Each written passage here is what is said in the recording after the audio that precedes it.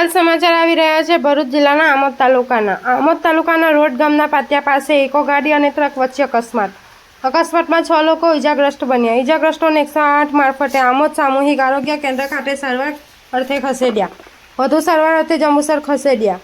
દેઠાણ ગામથી ઉચ્છદ ગામે પરત આવતા રોડ ગામના પાટિયે પાસે અકસ્માત સર્જાયો. અકસ્માતના પગલે ટ્રાફિક જામ થતાં આમોદ પોલીસને ઘટના સ્થળે પહોંચી ટ્રાફિક હટાવ કર્યો.